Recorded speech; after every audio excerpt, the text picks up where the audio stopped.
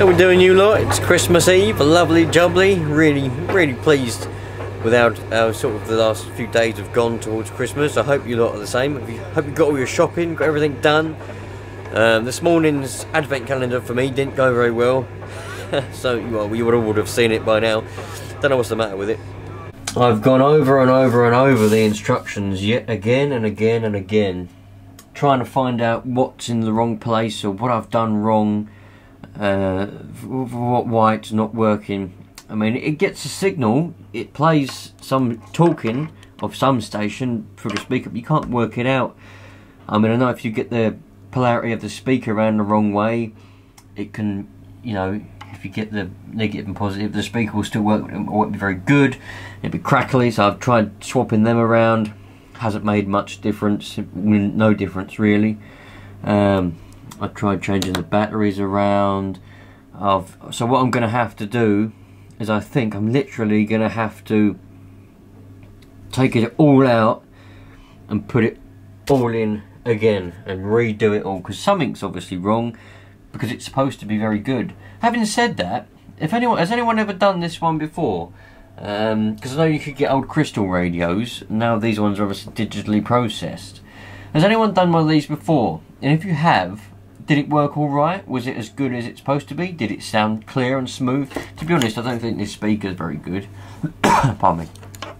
I can't imagine this speaker being particularly good, but, you know, I think it should work a bit better than it has. So I've done something wrong, but there we go, that's the way that goes. So, but it was fun building it, it was very good fun building it. I know I probably come across a little bit like I was getting a bit fed up. I was getting fed up with the instructions, I was getting fed up with reading.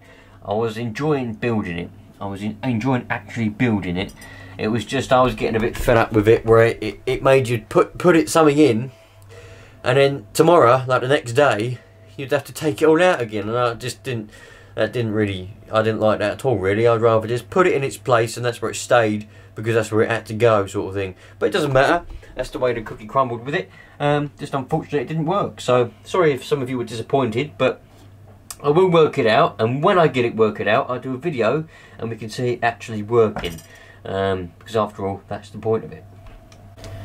I've got to fold this up the way that it tells you to do. Look, we've got little tabs there, but I can't see the point of folding this up and putting it in there until it works. So I'm going to get it working, and when I get it working, then I'll put it in its little case. I'm just having a bit of a Christmas Eve sort out. This, by the way, I know it's a bit. I know I've got stuff everywhere. I'm trying to sort one end out to the other. This is my clutch that was in the Land Rover. That's the one that was causing all the trouble from Rakeway. It wasn't the clutch or the flywheel that was causing the trouble. It was the way that the people in that transmission shop fitted it. When I got it all taken out, the bloke that put the, because now I've got a genuine, everything now is genuine Land Rover, and the bloke what put them in there, he said, I've never seen such a crappy job. He said, whoever put this other clutch in, they've left bolts out, they used bell housing bolts on the starter motor, they didn't do bolts up tight, the gearbox was on wonky and crooked, and he said the clutch wasn't even lined up. They didn't even use the clutch alignment tool properly by the look of things. So there's been a bit of trouble there. So it's definitely them that's caused all the trouble. So since this, but I'd already bought the Land Rover parts, so I thought, right, it's all back to standard now, back to dual mass flywheel Land Rover parts, genuine Land Rover. So I'm going to sell this as cheap as I can get rid of it. I've got a friend who wants to put it in his Defender, so hopefully he'll put it in there, and I'll just say have it for whatever, because I want to get rid of it now. There's all my old parts. So for those of you that were interested, that's what was in there. Borgenbeck, brand new clutch plate there. Look, brand spanking new, brand spanking absolute new. Yeah. Oh well, there we go. That's what you get sometimes for trying to upgrade things. It doesn't always work. I'm just going through my little toolbox here, because the plan for the new year, for next year, is to do a little bit more RCing. My brother-in-law wants to get into it, so I'm just sorting all my little toolbox out, and I'm going through this. I found two pull starts. This is the latest one, the one that I broke the other day. If you watch the RC channel, you'll know what happened. And I found another couple of ropes. I also found, look, that is bloody hell. This is a little bit of cracked heatsink off the top of my old engine on the original engine for the Savage 21, the 3.5, whatever that was, B21 or 21B or whatever it was. That's the original when I snapped the heatsink on it. I've still got it in the other room. I'll show you in a minute. Yes, I'm just going through all this. I found this old sprocket off my old dirt bike. Don't know what that was doing in this RC toolbox, but look how badly worn that was. I kept running that as well. It was skipping so bad I couldn't really go anywhere in the end. So that can go in the bin there. Yes, I'm just going through this and trying to sort myself out a little box again.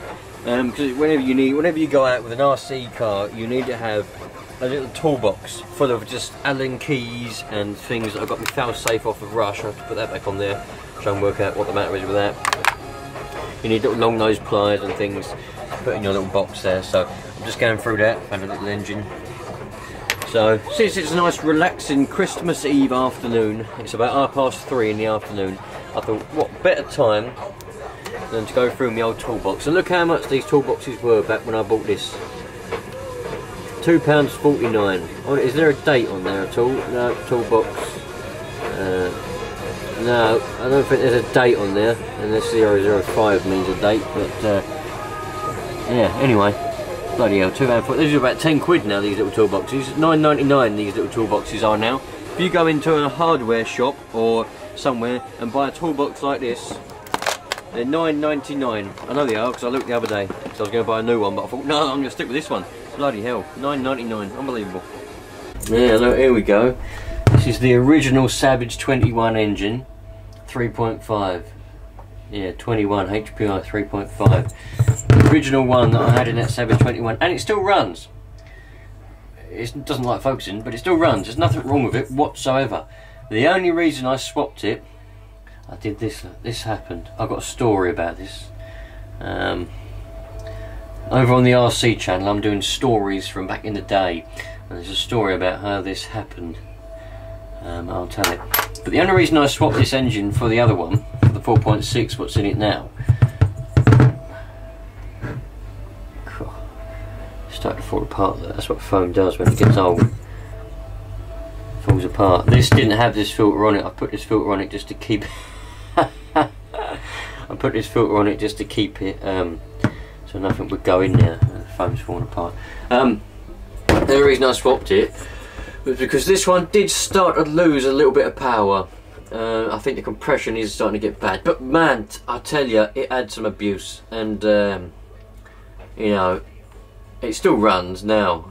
But I thought to myself, well, you know, they just brought out that 4.6, the K4.6. I thought, right, let's go and get one. So I did. Went down to Heaps RC Models and got one. And so this is like my spare backup engine now, really. The only trouble is I ain't got a pull start on it, and they're very hard to get hold of now.